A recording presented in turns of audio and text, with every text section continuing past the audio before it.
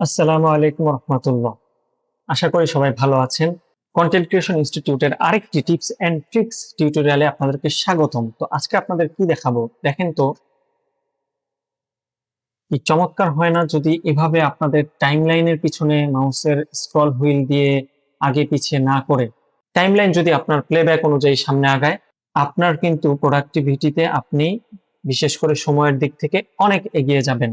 So দেখতে পাচ্ছেন basically আপনাদের টাইমলাইন এভাবে মুভ করবে না অটোমেটিক, সাধারণত মাউসের স্ক্রল হুইল দিয়ে আপনার আগে পিছিয়ে যেতে হবে এবং আপনি যেই স্থানে এডিট করতে চাচ্ছেন বা চেক করতে চাচ্ছেন টাইমলাইনের কোথাও, সেটা আপনার হচ্ছে মাউসের স্ক্রল হুইল দিয়ে দিয়ে আপনার সামনে পিছিয়ে যেতে হবে।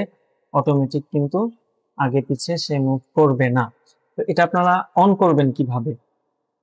ওকে, যদি আপনি চান আপনার টাইমলাইন আপনার সাথে সাথে দৌড়াবে, তাহলে আপনি এই যে আপনার কোনায় যে টুল মেনু বারটা রয়েছে, প্রধান টুল মেনু বার, এখানে আপনি এডিটে যান। এডিট থেকে আপনি প্রেফারেন্সেস চলে যাবেন।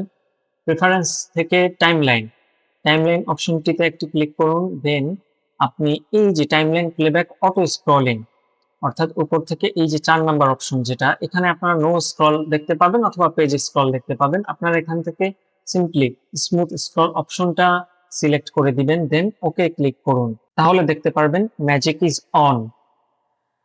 এখন কিন্তু আপনার সাথে সাথে টাইমলাইনটি প্লেব্যাক হবে। এভাবে কিন্তু কাজ খুবই দ্রুত হয়, আপনার প্রোডাক্টিভিটি অনেক বেশি আগে থেকে স্মুথ হবে এবং টাইম সঞ্চয় হবে। তো আজকের এই টিপস অ্যান্ড ট্রিক্স টিউটোরিয়ালটি এ পর্যন্তই। ভালো লাগলে লাইক দিবেন, সাবস্ক্রাইব করে পাশে থাকবেন। আল্লাহ হাফেজ, রমজান মুবারক। আসসালামু আলাইকুম রহমতুল্লাহ।